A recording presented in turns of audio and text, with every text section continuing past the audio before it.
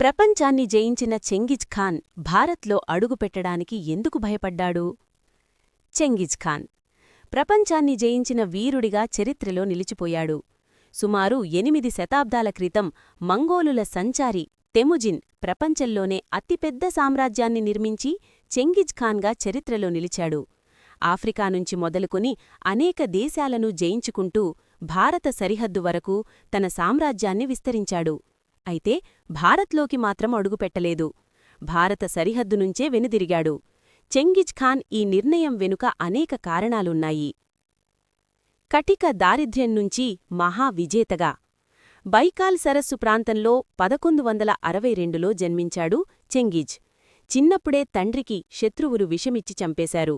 దీంతో కుటుంబభారం అతనిపై పడింది. పేదరికం, అవమానాల మధ్య పెరిగాడు.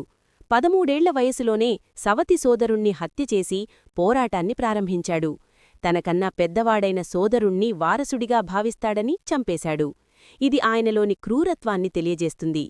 షామానిజం విశ్వాసాలతో ఆకాశదేవతలను ఆరాధించిన ఈ మంగోల్ నాయకుడు 50 ఏళ్ల వయసులో సొంత సైనిక వ్యవస్థను సృష్టించుకున్నాడు. విజయ పరంపర మొదలుపెట్టాడు. చైనా, మధ్య ఆసియా, యూరప్లో విజయాలు సాధించాడు. అలెగ్జాండర్, నెపోలియన్ తరహాలో తన సామ్రాజ్యాన్ని విస్తరించి ప్రపంచ యోధుడిగా నిలిచాడు. క్రూరత్వం, నైపుణ్యాల మిశ్రమం. చదవడం, రాయడం రాకపోయినా చెంగిజ్ వ్యక్తిత్వం ద్వంద్వం. సైనిక మేధస్సు కలిగినది. ప్రజల మనసును చదవగల నేర్పరి, దూరదృష్టి కలవాడు. క్రూరత్వం, కృతజ్ఞత లేకపోవడం, ప్రతీకారేచ్ఛ వంటి దుర్గుణాలు కూడా ఉన్నాయి. భార్య కిడ్నాప్పై ప్రతీకారం తీర్చుకున్నాడు. చెంగిజ్కు కోపం ఎక్కువ. తన ఉత్తర ప్రత్యుత్తరాల కోసం గుమస్తాను నియమించుకున్నాడు. ఒకసారి మోసుల్ యువరాజు సిరియాపై దాడి చేయబోతున్నారనే వార్త చెంగిజ్కు తెలిసింది. ఆ సాహసం చెయ్యొద్దు అంటూ మోసుల్ యువరాజుకు తన గుమస్తాతో హెచ్చరిక లేఖ రాయించాడు. కాని ఆ గుమస్తా దౌత్యపరంగా ఆలోచించి లేఖదో కాస్త మృదువైన భాషను ఉపయోగించారు. ఇస్లామిక్ ప్రపంచంలో ఉన్న గౌరవమైన పదాలను మోసుల్ యువరాజు కోసం లేఖలో గుమస్తా ఉపయోగించారు. ఆ లేఖను మంగోలియా భాషలో చదివి వినిపించినప్పుడు చెంగిజ్ ఖాన్ కోపంతో ఊగిపోయారు. ద్రోహిగా భావించి సైనికుడితో చంపించాడు. చరిత్రకారులు అతని క్రూరత్వాన్ని కాల పరిస్థితులకు ఆపాదిస్తూ లొంగిపోండి లేక చనిపోండి విధానాన్ని శత్రు లొంగడానికి అవకాశంగా వర్ణించారు.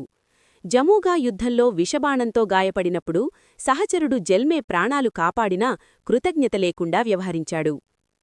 భారత్లో అడుగు పెట్టకుండా చెంగిజ్ ఖాన్ 1211–16 మధ్య చైనా జయఘనాల తర్వాత ఖ్వరిజిమ్ షా జలాలుద్దీన్ను వెంటాడి చెంగిజ్ సింధు నది ఒడ్డునికి చేరాడు.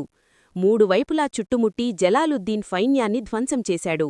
ధైర్యవంతుడైన జలాలుద్దీన్ నదిలోకి దూకి తప్పించుకున్నా అతని బంధువులను చంపాడు. ఢిల్లీ సుల్తాన్ ఇల్తుత్మిష్ జలాలుకు ఆశ్రయం ఇవ్వకపోవడం మంగోలులకు అవకాశం కల్పించినా చెంగిజ్ ముందుకు సాగలేదు. భారత వేడి చెంగిజ్కు అసహ్యం. పట్టణాల్లో జ్వరాలు, వ్యాధులు సైన్యాన్ని బలహీనపరిచాయి.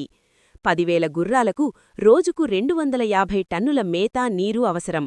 కాని ముల్తాన్, సింధ్లో మేత కొరత. అడవులు, పర్వతాల గురించి సమాచారం లేకపోవడం, ఖడ్గమృగం చూసి మూఢనమ్మకాలతో చెడు శకునంగా భావించడం కీలకం. ఈ అంశాలు కలిసి మంగోలియాకు తిరిగి రావడానికి దారితీశాయి. ఇది అతని దూరదృష్టి, వ్యూహాత్మక నిర్ణయాన్ని తెలియజేస్తుంది.